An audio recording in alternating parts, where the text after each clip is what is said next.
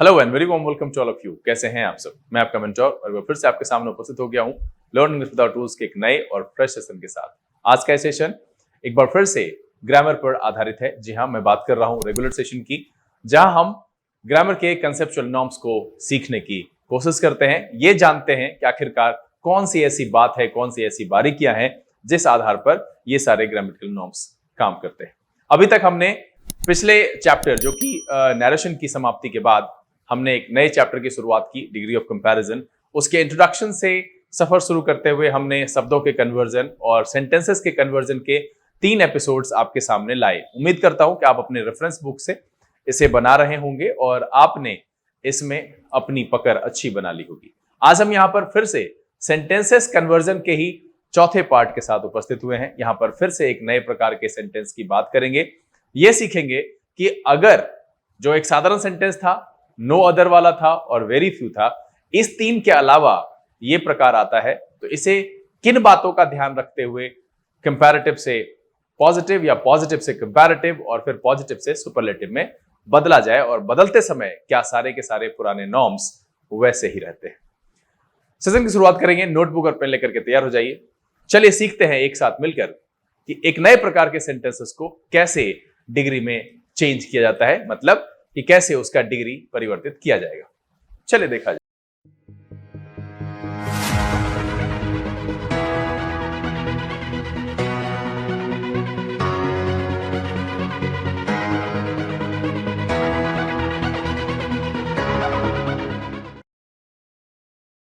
आइए हम आज के सेशन की शुरुआत करते हैं और पुराने सारे पॉइंट्स को काफी तेजी से रिव्यू करते हुए एक नए सेंटेंस पैटर्न को आपके सामने रखते हैं।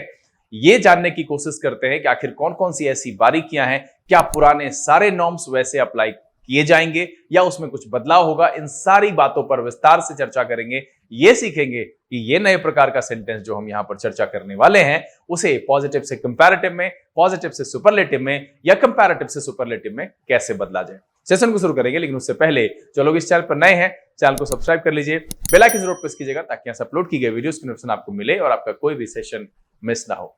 लाइक और शेयर करने में कंजूसी नहीं कीजिएगा। साथ ही वीडियो में अंत तक बने रहेंगे। यह मैं आपको भरोसा दिला सकता हूं कि आप भले ही नए हो, आप पहली बार इस चैनल पर कोई सेशन देख रहे हो, आप अगर थोड़ी बहुत भी जानकारी डिग्री ऑफ कंपैरिजन के बारे में रखते हैं और सीखना चाहते हैं और कुछ नया, तो वीडियो में के इस सफर पर मेरे साथ चलिए। हम बिल्कुल ये दावे के साथ आपको कह सकते हैं कि हम आपके ज्ञान के भंडार में कुछ न कुछ नया जरूर जोड़ेंगे। चलिए सेशन की शुरुआत करते हैं और जो बात है यहां पर वो है, आज की जो चर्चा है वो है हमारी डिग्री ऑफ कंपैरिजन की, है ना। चलिए हम इसकी शुरुआत करते हैं। और जैसा कि इसकी शुरुआत हुई थी, मैंने कहा था कि एक जो है 3 प्रकार के होते हैं ये डिग्री ऑफ कंपैरिजन, मतलब डिग्री का जो 3 लेवल है। पहला है पॉजिटिव, मतलब है नॉर्मल, जो बेंचमार्क क्वालिटी होती है। दूसरा है कंपैरेटिव, नॉर्मल में प्लस या माइनस कर लीजिए, मतलब कोई भी साधारण गुण है, अगर वो थोड़ा बेहतर हो गया है या थोड़ा घटिया हो गया है तो नॉर्मल की तुलना में वो कंपैरेटिव कहलाएगा। और एक होता है जो सबसे बेहतर है या सबसे घटिया है, वो कहलाएगा सुपरलेटिव। इसमें आगे बढ़ते हुए हमने आपको यह बताया कि शब्दों का कन्वर्जन कैसे करें। ध्यान ये रखना है कि पार्ट्स ऑफ स्पीच के एडजेक्टिव और एडवर्ब, ये 2 प्रकार के शब्द होंगे जो इस दायरे में फिट बैठेंगे जहां पर डिग्री ऑफ कंपैरिजन के नॉर्म्स एप्लीकेबल होंगे। मतलब ये कि अगर आपको पॉजिटिव से कंपैरेटिव चेंज करना है किसी भी शब्द को, तो ये पहले जान लीजिए कि क्या वो एडजेक्टिव या एडवर्ब है या नहीं है। अगर वो नहीं है तो उसका डिग्री चेंज नहीं किया जा सकता है। तो सबसे पहले तो ये बात होगी। पहला तरीका क्या है कि हम पॉजिटिव डिग्री के एडजेक्टिव में अगर ER जोड़े तो वो कंपैरेटिव में चेंज हो जाता है, और EST जोड़े तो वो सुपरलेटिव में चेंज हो जाता है। फिर इसका दूसरा तरीका है कि अगर हम पॉजिटिव डिग्री के एडजेक्टिव या एडवर्ब जो कि शब्द है पॉजिटिव डिग्री का, उसमें अगर हम पहले मोर ऐड कर दें तो वो कंपैरेटिव में चेंज हो जाता है, और मोस्ट ऐड कर दें तो वो सुपरलेटिव में चेंज हो जाता है। अब बच्चों के मन में यह विवाद रहता है कि आखिरकार कौन सी ऐसी परिस्थिति होगी और हम कैसे ये समझ पाएंगे कि कब हमें ER और EST का प्रयोग करना है और कब हमें मोर मोस्ट का। तो मैंने वहां पर बताया था कि सिलेबल यानी शब्दों का निर्माण कई छोटे छोटे टुकड़ों से होता है। इसमें रूट वर्ड, प्रीफिक्स, सफिक्स, इन सब की बात मैंने की थी। अगर इस पर विस्तार से आपको वीडियोस देखना है तो आप प्लेलिस्ट में चले जाइए। वहां एफिक्सेस एंड रूट वर्ड्स के 58 एपिसोड्स हैं जहां पर हमने प्रीफिक्स, सफिक्स, रूट वर्ड्स की पूरे विस्तार से चर्चा की है। साथ में कई सारे रूट वर्ड्स पर सेशंस भी वहां पर उपलब्ध हैं। तो बहरहाल जो एक टुकड़े का बना हुआ शब्द होता है जिसका उच्चारण बिना रुके हुए कर सकते हैं, जैसे टॉल, जैसे इजी, जैसे बिग, ऐसे शब्दों के साथ हम पॉजिटिव से कंपैरेटिव बनाते समय ईआर और सुपरलेटिव बनाते समय ईएसटी का प्रयोग करते हैं। वैसे शब्द जो एक से ज्यादा टुकड़े से बने हुए होते हैं उनको पॉजिटिव से कंपैरेटिव बनाते समय हम मोर और पॉजिटिव से सुपरलेटिव बनाते समय मोस्ट का प्रयोग करते हैं। इसमें ध्यान यह रखना है कि हम उच्चारण करके देखेंगे। ब्यूटीफुल दो टुकड़े हैं, इसलिए more beautiful and most beautiful. Intelligent फिर से यहां पर एक से ज्यादा टुकड़ा, इसलिए more intelligent and most intelligent. Tall, taller, tallest. Great, greater, greatest. इसके बाद आई कन्वर्जन की बारी सेंटेंसेस की। तो हम इसको एक एक एग्जाम्पल के साथ आपके सामने रखते हैं। सेंटेंसेस का जो टाइप 1 आया, टाइप 1 में मैंने आपको सिखाया कि एक सेंटेंस है कि I am as good as he. अब बहुत सारे बच्चे जो नए हैं उनको यह लगेगा कि सर लास्ट में आपने कैसे सब्जेक्टिव लिखा है। तो मैंने हमेशा से आपको यह बताया है कि व्यवहारिकता का प्रयोग बहुत जरूरी है जीवन में। अगर आप अपनी पढ़ाई को अपने व्यवहार में ढालेंगे और समझने की कोशिश करेंगे तो ये लंबे समय तक आपके साथ रहेगा। ये वैसा ही है जैसे कि अंकगणित आपका साथ कभी नहीं छोड़ता है और ये लंबे समय तक आपके साथ बना हुआ रहता है। क्यों? क्योंकि आप शॉपिंग मॉल जाते हो, वहां पर भी अंकगणित का प्रयोग करते हो। आप किसी छोटे से डिपार्टमेंटल स्टोर में जाते हो, वहां पर भी जो है आप अंकगणित का इस्तेमाल करते हो। किसी व्यवसाय में हो, व्यापार में हो, कहीं पर भी कुछ करते हो, वहां पर इसका प्रयोग होता है। जिस विषय का या मैथ या किसी भी विषय के जिस हिस्से का प्रयोग हमारे दैनिक जीवन में और व्यवहार में नहीं है, वो कुछ समय के बाद हमारे मन मस्तिष्क से और हमारे यादों से जाता रहता है। धुंधली यादें रह जाती है और हम बहुत कुछ भूल चुके होते हैं। इसलिए बहुत जरूरी है कि अगर आप भाषा सीखना चाहते हैं, ज्ञान पर अच्छी पकड़ रखना चाहते हैं, तो प्रैक्टिस बहुत जरूरी होता है। अब यहां पर क्या है कि मैंने ऐसा क्यों कहा, ऐसा क्यों लगा हुआ है? तो मैंने कहा था कि जब कभी भी हम तुलना करते हैं तो हमेशा से व्यवहारिक जीवन में है कि बराबरी के लेवल पे तुलना की जाती है। नौकर की तुलना मालिक से नहीं की जाती उसके स्टेटस के आधार पर। लेकिन अगर हम बराबरी में देखें तो नौकर के शारीरिक संरचनाओं की तुलना मालिक के शारीरिक संरचनाओं से की जाती है। मतलब है कि उसका बाजू कैसा है, उसका शरीर कैसा है, और उसकी जो अगर हम व्यवहारिकता की बात करें तो उसके आधार पर भी उसकी तुलना की जा सकती है। मतलब यह है कि हमेशा बराबरी के लेवल पर तुलना की जाती है और इसीलिए यहां पर सब्जेक्टिव और इसलिए इधर भी सब्जेक्टिव। चलिए, जब इसको बदलने की बारी आई थी तो उसमें एक बात ध्यान रखना था कि मुझे बदलाव तो करने हैं, पॉजिटिव से कंपैरेटिव में बदलना है, लेकिन एक बात ध्यान रखनी है कि सेंटेंस का जो भाव है, जो अर्थ है, वो बिल्कुल नहीं बदलना चाहिए। तो ये पॉजिटिव डिग्री का सेंटेंस है।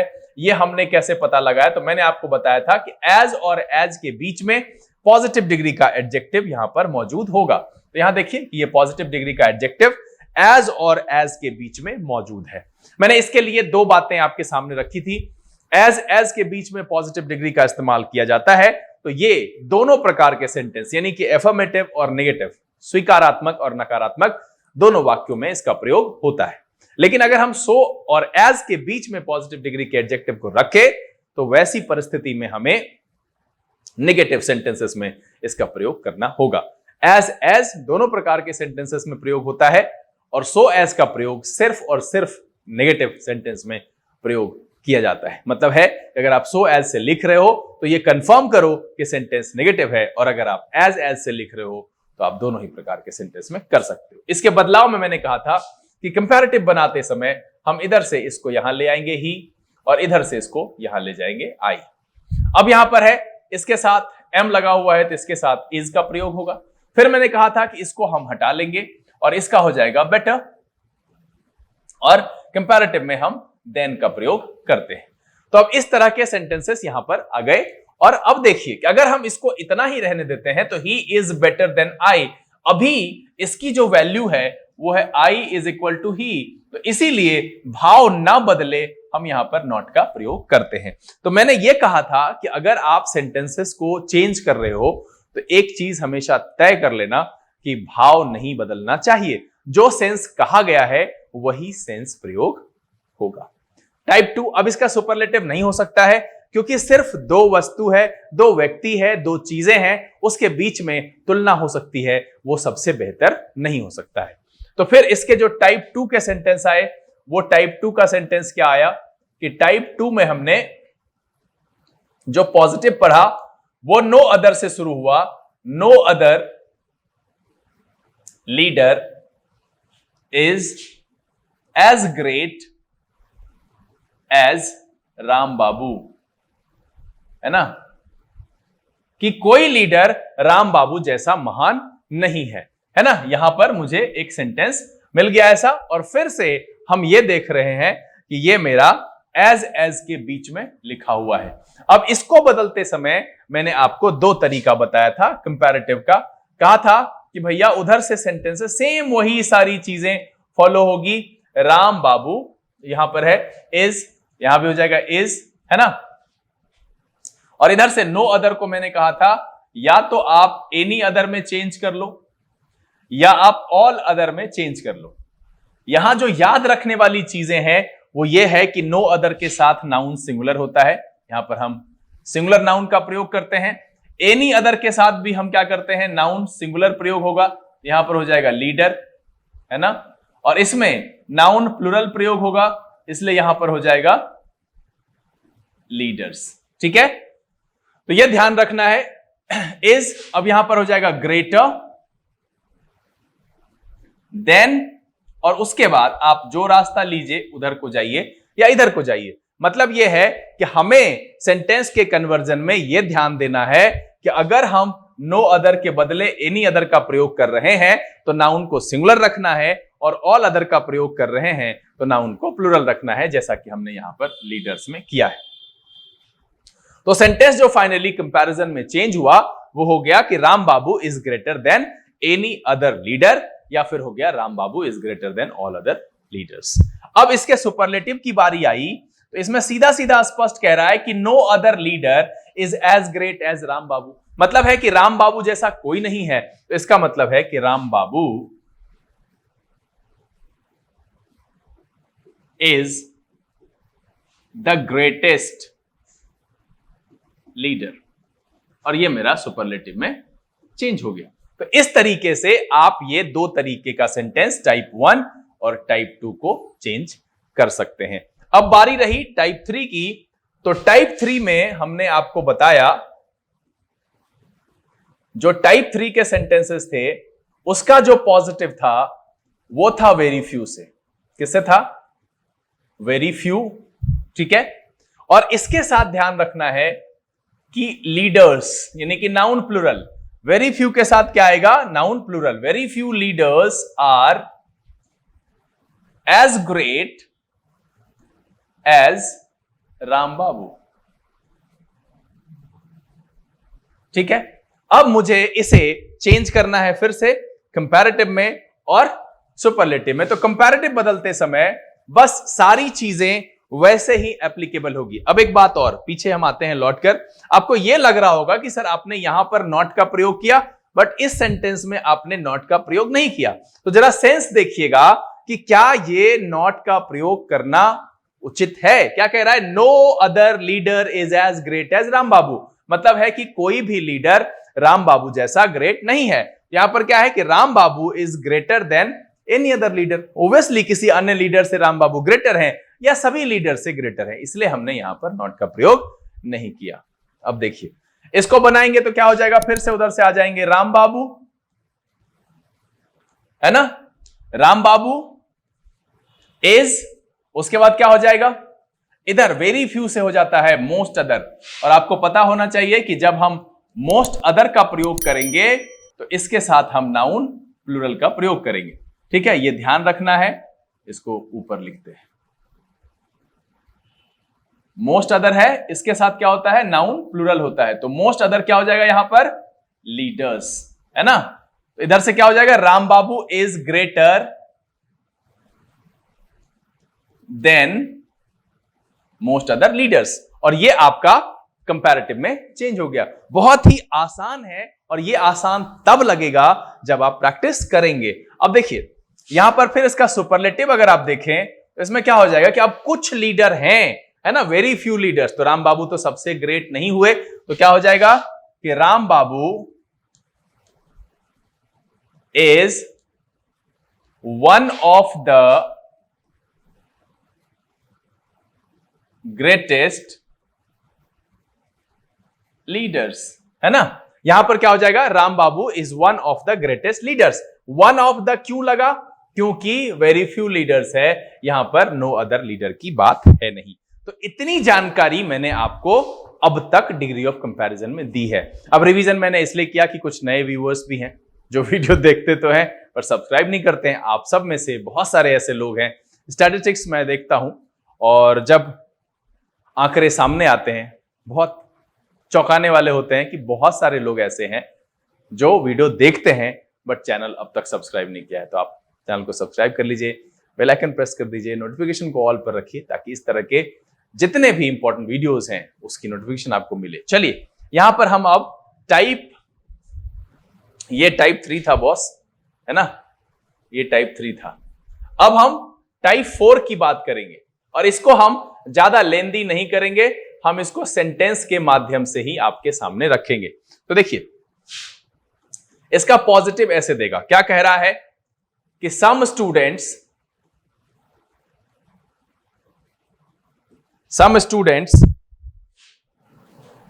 इन माय क्लास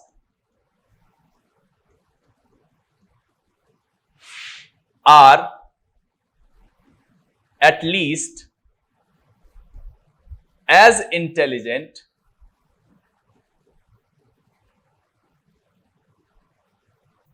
as राकेश।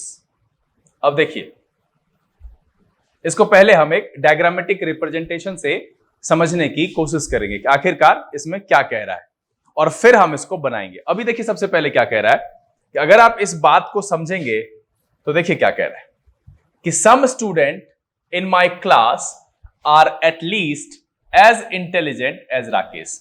अगर हम इसको डायग्रामेटिकली देखें तो एक राकेश है, ठीक है, और इसके जैसा कुछ स्टूडेंट है, मतलब सेम इसी के जैसा कुछ विद्यार्थी है। मतलब क्या है कि कुछ नहीं है ना, ये हो जाएगा सम जो नहीं है, मतलब राकेश के जैसा नहीं है। तो मतलब यहां पर क्या है कि some student in my class are at least as intelligent as Rakesh. इसका क्या मतलब है कि राकेश जो है वो सबसे ज्यादा इंटेलिजेंट नहीं है, यानी नो अदर का केस नहीं है। और यहां वेरी फ्यू वाले सेंटेंस में ही थोड़ा सा बढ़ा करके यहां कह रहा है कि some students in my class are at least as intelligent as Rakesh. इसलिए मैंने राकेश के साथ इसको लिखा कि कुछ विद्यार्थी हैं तो कुछ नहीं है। तो इसका जब कंपैरेटिव बनाएंगे तो क्या हो जाएगा, सीधा सीधा इसी चीज को कहेंगे कि some students in my class are not less intelligent, बिल्कुल उससे कम नहीं है, लेस इंटेलिजेंट देन राकेश। अब यहां पर देखिए कि एक जो बात आई, मैंने क्या समझा इस डायग्राम से कि सिंपल सी बात कह रहा है कि some students in my class are at least as intelligent as Rakesh. अब यहां पर क्या आया कि कुछ जो है वो राकेश के जैसा है, मतलब है कि कुछ बच्चों के ग्रुप में राकेश शामिल है, मतलब एटलीस्ट कुछ बच्चे हैं जो राकेश के जैसे इंटेलिजेंट है ना। Some students in my class are at least, इसको आराम से समझिएगा, मैं इतनी बार इतने आराम से इसलिए बता रहा हूं कि सिंपल सी बात है कि इसको समझिए। क्या कह रहा है, some students in my class are at least as intelligent as Rakesh. तो ये एक ग्रुप है जो कि इंटेलिजेंट है, तो कुछ है जो नहीं है, तो मैंने उसी चीज को यहां पर लिखा कि some students in my class are not less intelligent than Rakesh, ठीक है। अब यहां पर इसको हम दूसरे तरीके से दूसरा कंपैरेटिव भी बना सकते हैं कि राकेश इससे ज्यादा नहीं है, इसी के जैसा है। हम क्या कहेंगे कि Rakesh is not more intelligent, है ना, more intelligent than some other students, है ना, some other students in my class. अब देखिए इसी चीज को मैंने यहां पर फिर से लिखा कि अभी हम इसको लेकर के चल रहे हैं, है ना, कि राकेश के जैसा कुछ लोग हैं, तो इसका मतलब है कि कुछ लोग राकेश से कम नहीं है। पहला सेंटेंस हमने लिखा, लेस देन लिखा। अब दूसरा केस क्या किया कि अब राकेश है तो राकेश उससे ज्यादा नहीं है, हमने क्या कहा कि Rakesh is not more intelligent than some other students in my class. अब इसको हम चाहें तो इस तरफ से भी बना सकते हैं, क्या कहेंगे, some students in my class are not more intelligent than, इस तरीके से भी बना सकते हैं। तो मतलब यह है कि सेंस जैसे जैसे हम निकालते चले जाएंगे सेंटेंसेस को, उस तरीके से हम डिग्री में चेंज करते चले जाएंगे। ध्यान यह रखना है कि जो सेंटेंस मुझे दिया गया है उसके भाव में परिवर्तन नहीं होना चाहिए। मतलब ये कि जो बात कही गई है उसके में भाव में कोई परिवर्तन नहीं होना चाहिए। मतलब ये कि मान लीजिए कि कुल 100 बच्चे हैं, जिसमें से 50 और 40 प्लस राकेश एक साथ रखते हैं, ठीक है। तो हम ये कहा कि भैया कुछ बच्चे हैं जो राकेश के इतना इंटेलिजेंट है, तो मतलब है कि कुछ बच्चे राकेश से ना कम इंटेलिजेंट है ना ज्यादा इंटेलिजेंट है, दोनों बना सकते हैं। राकेश जो है कुछ बच्चों से ना ज्यादा इंटेलिजेंट है ना कम इंटेलिजेंट है, ऐसे भी बना सकते हैं। तो हमने सिर्फ यहां 2 तरीके के कंपैरेटिव को रखा है। इन केस अगर एग्जामिनेशन में किसी तीसरे तरीके से इसको बना करके रखता है, तो अभी हमने क्या कहा कि सिर्फ हमने इस डेटा के आधार पर, यानी कि इस वाले डेटा के आधार पर मैंने कहा कि some students in my class are not less intelligent than Rakesh. बिल्कुल, ये जो 40 है उससे कम नहीं है और राकेश जो है उससे ज्यादा नहीं है। लेकिन अब यहां पर ये भी तो है ना, तो राकेश उससे ज्यादा है, वो राकेश से कम है, ऐसे करके भी बनाएंगे तो बना सकते हैं। तो फाइनली आप उसको खुद से बना करके देखो, कोई परेशानी हो मुझे कमेंट में लिखना। अमूमन यही 2 है जो सबसे ज्यादा बनाया जाता है और इस आधार पर यहां पर है। सिंपल समझिए, डिग्री ऑफ कंपैरिजन के अब जितने भी पैटर्न्स आएंगे, अगर कुछ प्रयोग करता है, वैसे इससे ज्यादा पूछता है नहीं, मतलब इस 4 से ज्यादा नहीं आएगा, फिर भी अगर कभी ऐसा क्वेश्चन सेटर कुछ प्रयोग करे तो आप सेंस समझो, सेंस में क्या कहा है उसको डिग्री परिवर्तित करो। बस एक बात का ध्यान रखना कि भाव में किसी भी प्रकार का परिवर्तन नहीं होना चाहिए। जो मूल रूप में सेंटेंस है, अर्थ उसी मूल रूप में होना चाहिए। अगर मूल रूप में छेड़छाड़ किए बिना सारे ग्रामेटिकल नॉर्म्स को फॉलो करते हुए आप सेंटेंस को कंपैरेटिव में बना पाते हैं तो बिल्कुल वो सही होगा, कहीं भी उसे गलत नहीं काटा जाएगा, मीनिंग आना चाहिए। अब इसके सुपरलेटिव की बात करें तो राकेश भैया सबसे ज्यादा इंटेलिजेंट थोड़ी है, या क्या हो जाएगा, Rakesh is not the most intelligent student, most intelligent student in my class. और आराम से आप इसको बना सकते हैं, कोई भी परेशानी नहीं है। आपको यहां चौंकने की भी जरूरत नहीं है कि सर आपने कंपैरेटिव 2 तरह के बना दिए, 4 तरह के भी बन सकते हैं बंधु। मैंने पहले ही कहा कि अभी मैं इस डेटा को लेकर के बनाया हूं, आप इस डेटा को भी लेकर के बना सकते हो। जब कह रहा है कि कुछ बच्चे राकेश के इतने इंटेलिजेंट हैं, तो पक्का है कि कुछ बच्चे राकेश से कम इंटेलिजेंट हैं या ज्यादा भी हो सकते हैं। तो इसके लिए संभावनाएं बहुत है। भाषा के तोड़ मरोड़ पर जाइएगा तो कई तरीके से बनेगा, और इसीलिए मैं कहता हूं कि व्यवहारिकता का साथ होना, कॉमन सेंस का साथ होना बहुत जरूरी होता है।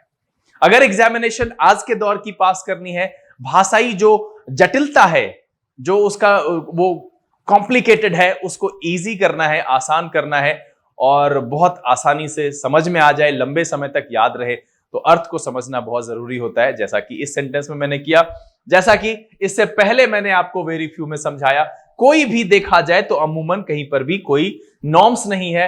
मैंने आपको बराबरी के केस वाले को भी बहुत आसानी से समझाया कि भैया बराबरी में ही कंपेयर कर सकते हैं, हम किसी मालिक की तुलना नौकर से नहीं कर सकते। बराबरी के लेवल पर हो तो किसी की तुलना किसी से भी की जा सकती है। चलिए आज हम यहां पर ये उम्मीद करते हैं कि ये बात समझ में आ गई। एक सवाल हम आपके लिए छोड़ते जा रहे हैं, आप इसको सॉल्व करेंगे, इसका कंपैरेटिव और इसका सुपरलेटिव आप मुझे कमेंट में लिख करके बताएंगे और मुझे ये भी बताएंगे कि क्या जो ये बात मैंने यहां पर आज पैटर्न 4 में रखा वो समझ में आया। इस तरीके के सेंटेंस पूछे जाते हैं तो मैंने कहा कि चलो ठीक है, नो अदर वेरी फ्यू तो है। अब अगर इस तरीके का सेंटेंस दे देता है तो आप कैसे बनाओगे, उसके लिए भी ये समझना बहुत जरूरी है। तो इसलिए मैंने इसकी बात यहां पर की। मैंने यहां पर दो तरह के कंपैरेटिव आपको दिखाए और मैं इसलिए दिखाया कि आप कहीं दो तरह के कंपैरेटिव को देख करके चौंक न जाइए। चलिए हम एक सवाल आपके लिए यहां पर छोड़े जाते हैं। ठीक है, क्वेश्चन है आपके लिए, आप इसको क्या करेंगे, सॉल्व करेंगे। जो दिया हुआ है मैं आपको सुपरलेटिव में दे रहा हूं सेंटेंस। ठीक है, मैं आपको सुपरलेटिव का सेंटेंस आपके सामने रख रहा हूं। आप इसका कंपैरेटिव और पॉजिटिव मुझे कमेंट बॉक्स में लिख करके बताएंगे जरूर, और ये भी बताएंगे कि क्या ये बात समझ में आई, इसे कैसे सॉल्व करते हैं। क्या नए पैटर्न आएंगे तो आप सॉल्व कर सकते हैं, क्या आपको परेशानी होगी, कुछ और भी जानना है इससे रिलेटेड तो आप मुझे लिखिएगा जरूर। चलिए, जो सवाल है कि the rose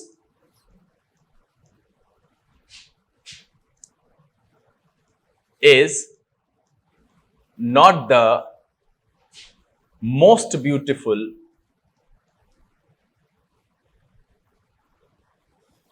of all flowers। यहां पर आपको इसका कंपैरेटिव बनाना है, इसका पॉजिटिव बनाना है। अब आप कितने तरीके से बनाएंगे ये आपके ऊपर निर्भर करता है, आपको मुझे लिख करके बताइए। एक बार फिर से हम यहां पर पिछला जो क्वेश्चन है उसको हम आपके सामने रख देते हैं, आप इसको देख लीजिए कि मैंने क्या कहा कि आपका डायग्रामेटिक है 50 + 40 + r, यहां पर 40, इसको 59 कर लीजिए, है ना। 59 से पता चलेगा 59, 40, 99 + r, और इसमें मैंने ये कहा कि मैंने सिर्फ इसको मानते हुए अभी ये कंपैरिजन और ये कंपैरिजन लिखा है। आप 59 को मान करके भी चाहें तो कंपैरिजन लिख सकते हैं। सिंपल सा क्या है कि some students in my class are at least as intelligent as Rakesh. तो इसका हो गया कि some students in my class are not less intelligent than Rakesh and Rakesh is not more intelligent than some other students in my class. और इसका जो superlative है, Rakesh is not the most intelligent student in my class. उम्मीद करता हूं कि आज का ये सेशन जो कि काफी छोटा रहा, इसमें विशेष करके हमने आपके सामने पिछले सारे एपिसोड्स के रिवीजन रखे और एक नया पैटर्न आपके सामने रखा। ये आपको काफी मजेदार लगा होगा। आपकी सारी बातें एक बार फिर से जो कहीं ना कहीं धुंधली हो गई थी आपके जहन में दोहरा गई होगी और आप फिर से एक बार तैयार हो गए होंगे डिग्री के किसी भी सवाल को सॉल्व करने के लिए। अब आपकी ड्यूटी यहां पर है, जो सवाल मैंने आपके लिए छोड़ रखा है आप उसे सॉल्व कीजिए, कमेंट में मुझे लिख करके बताइए जरूर। साथ में रेफरेंस बुक से इस तरह के सवाल को ढूंढिए और उसको बनाइए। किसी तरह की परेशानी हो तो वो भी मुझे लिख करके बताइएगा जरूर।